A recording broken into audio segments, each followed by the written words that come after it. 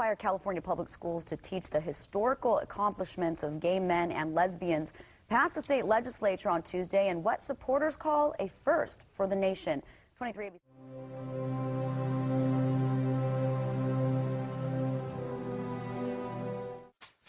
If you can get students persuaded of a couple of basic ideas about the nature of reality, you can go a long way toward succeeding in a social engineering project in which you're engaged.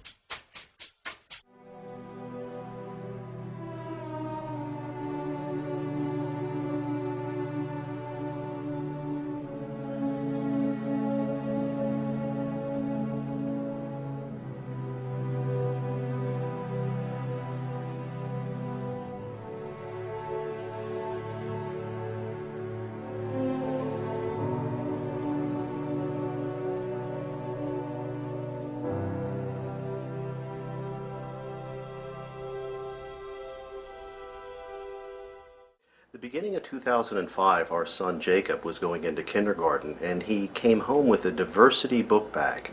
And in the diversity book bag was a book entitled Who's in a Family by Robert Scutch, and that introduces children to same-sex households.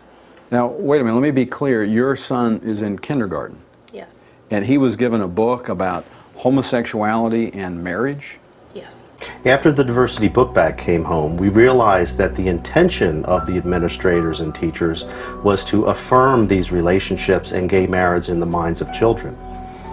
When we went into the school, what we requested is parental notification when these issues are brought up by adults within the school, and the option to opt our child out of this type of indoctrination.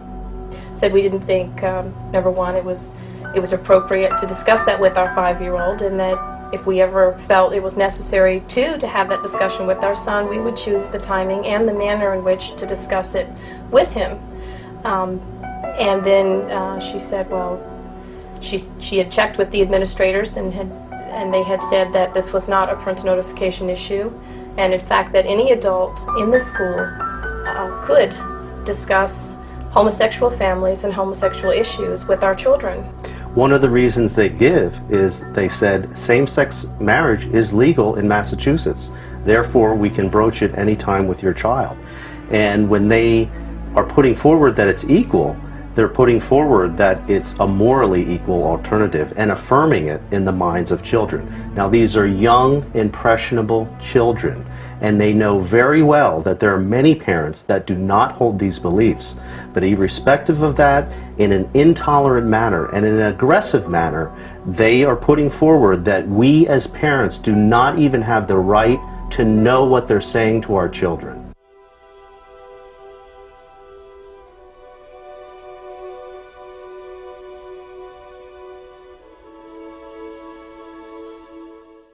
Tomorrow, Thursday, is Gay and Lesbian Pride Day, which I believe is our 4th year at Cambridge Friends School. In our classrooms, from kindergarten through 8th grade, teachers will be talking about gay and lesbian issues.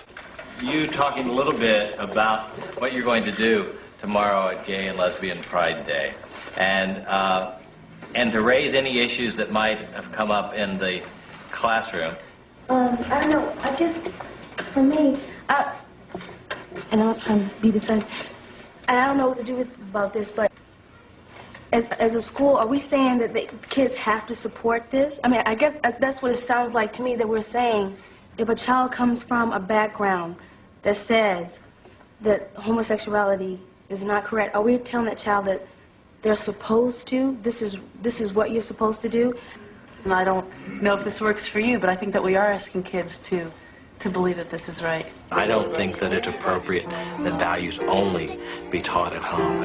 There are social values as well. There are community values. I tell the truth that I'm a gay man.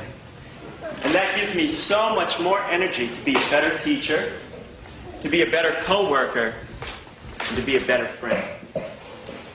I'll see you on the soccer pitch.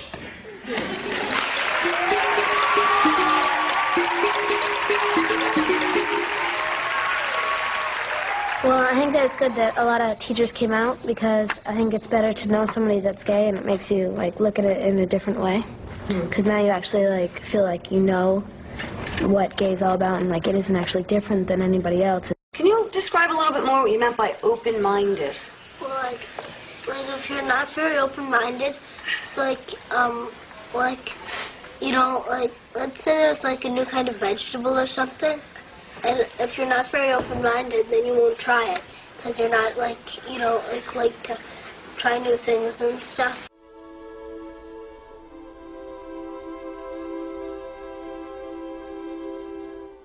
Gay activists have wasted no time in pushing their agenda into schools across America. Under the guise of AIDS education and multiculturalism, homosexuals are promoting their lifestyle to children beginning in preschool and kindergarten.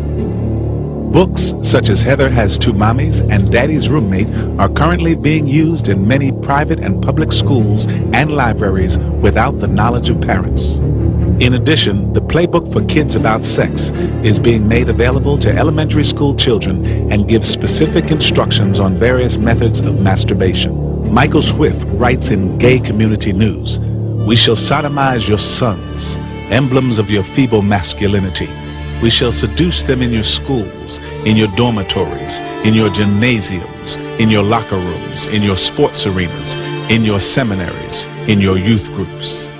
Project 10, named after the myth that 1 person in 10 is homosexual, was spawned in 1984 in Los Angeles, California. Its goal, according to its lesbian founder, school teacher Virginia Uribe, was to persuade school children, beginning in kindergarten, to accept homosexual behavior as normal and desirable. For her efforts, Uribe was given the Award for Creative Leadership in Human Rights by the National Education Association. The state courts must be used to force the school districts to disseminate accurate information about homosexuality.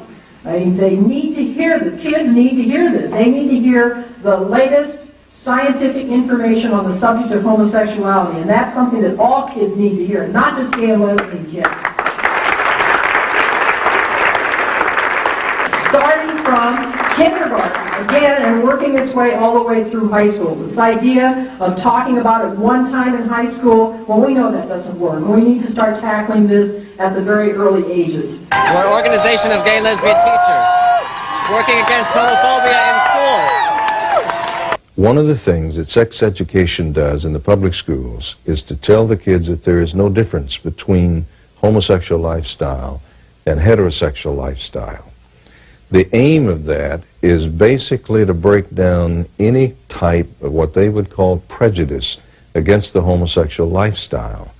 So basically what Americans have to understand is that the agenda of the homosexuals is aimed at the children. The young boys are so vulnerable to this because there's a period of time in their life, you know, when they like boys. I mean, they don't like girls. They want to stay with boys. And if you bring in the homosexual agenda into that educational type of system, the homosexuals are going to just say, well, of course you don't like girls. Well, you're one of us. And it is a serious, serious matter. I mean, people don't realize that we're going to lose thousands and thousands and thousands of good heterosexuals to the homosexual revolution. As a school board member, I'm extremely concerned that the homosexual activists across the United States are trying to use public schools and tax dollars to promote their agenda. What they are asking school boards across America to do is bypass the parents. I think the problem that I have with special rights legislation based on sexual preference is it takes the authority and the instruction of parents and undermines it systematically. I think that it shouldn't be the role of government to teach a child something else in school that is radically different than what they're learning at home. And I really believe that. I think that you do, as Richard said, have to pick the battles you can win. And if you look back in American education history, the third rail has always been curriculum. Go all the way back to the Scopes trial in the 20s. That whenever there's any feeling that like there's a curriculum being, in Colin Powell's often used and Freudian metaphor during the gays in the military debate, pushed down their throat, people rebel.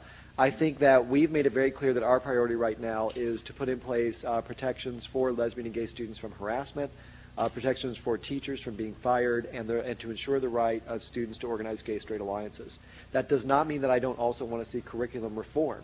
but I think that you need to figure out what is the right strategy for your community. We will be launching, and this has been 2 years in the works, our first major push around curriculum this year. The Out of the Past film, which Kelly is featured in and which Barbara mentioned, is a film on lesbian and gay history put together by a team of people from GLSEN with the explicit idea of it being shown in U.S. history classes. We never dreamed this would win the Sundance Film Festival or be on PBS. We started with a much more modest goal. We're excited those things have happened, though, because we think it will help it achieve its original goal, which is to make sure that kids in U.S. history classes see a film that teaches them that lesbian and gay people have always been part of this nation. I think that this will be an unbelievably controversial thing in many areas of the country, and will be very, very difficult.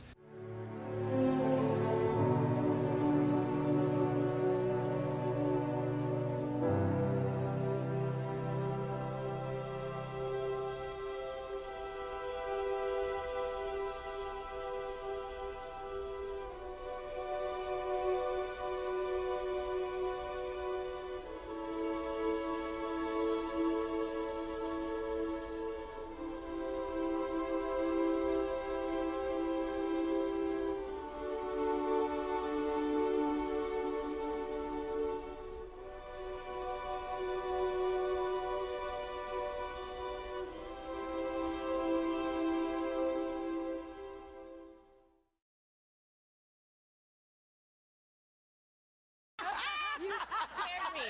But, no, yeah, just eating healthy. And I have been working out with Jeanette Jenkins, who is the bomb. She's that's Queen Latifah's old friend. Yes, it's her friend, yes. Yeah. It's her friend. Okay. So now look.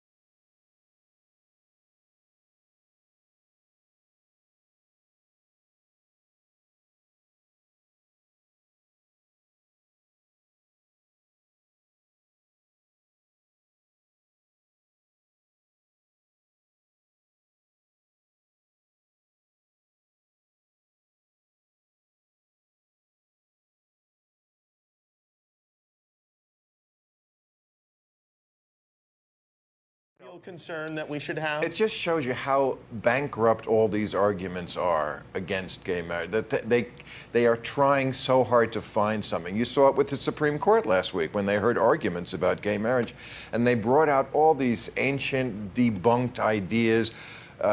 These are Supreme Court justices, and they're saying things like, what about, marriages for procreation? Which is not hard to shoot down. People 70 can get married. I don't think they're going to be popping out babies. What was the other one? It was part of the gay agenda. The gay agenda. You know what? I once lived in West Hollywood. I know what the gay agenda is. What 8 is o'clock Starbucks, 9 o'clock tanning salon, 10 o'clock the gym. That's the gay agenda. There's gay agenda. It's so, the basis of it is so mean-spirited, because it's basically they're trying to find some way to say that we are better than them. They're past the point where they can't deny that there are gay people, okay. But it's like, but they can't have marriage. That's for us. It seems like a silly They can't thing have to weddings. do. They can plan them, but they can't have them.